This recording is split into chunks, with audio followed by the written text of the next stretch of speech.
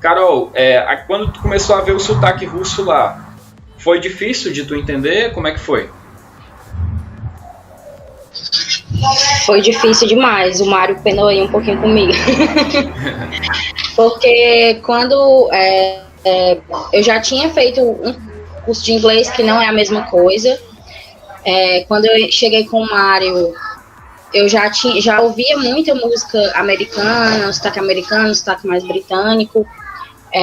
Mas aí a gente começou a ver vídeo, aí ele já começou a ver essa pegada do sotaque, e quando a gente começou a estudar o russo, ele viu que realmente eu demorei para entender o que eles falavam, a gente força um pouco mais, você entende uma coisa totalmente diferente, e o Bruno também teve essa dificuldade, né?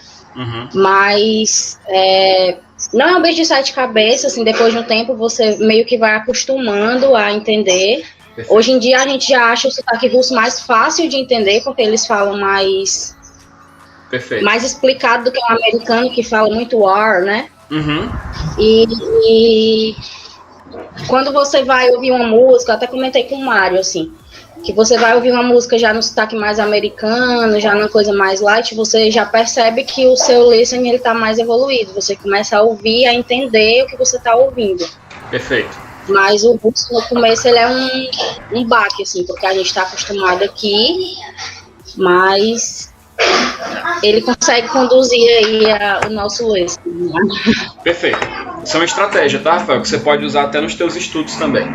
Tem uma estratégia de crescimento constante, tá, na língua. Todo mundo vai passar por um efeito intermediário platô, tá? Se você for buscar na internet assim, intermediate plateau, você vai ver um monte de gente falando de maneiras de esquivar do efeito platô. O que é efeito platô? Você parece ser um cara meio forte, eu acho que você faz musculação, não é isso? Não, na verdade, já pratiquei, mas hoje em dia não. Perfeito.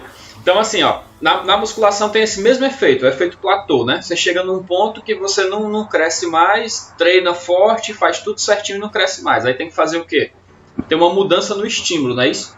Você tem que começar a fazer, eu vou aplicar um cardio aqui, eu vou fazer um treino mais intensivo, vou fazer um treino mais curto, alguma coisa tem que ser feita para mudar aquela rotina.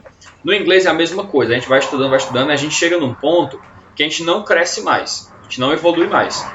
Para a gente poder evoluir desse ponto, a gente tem que mudar o estímulo.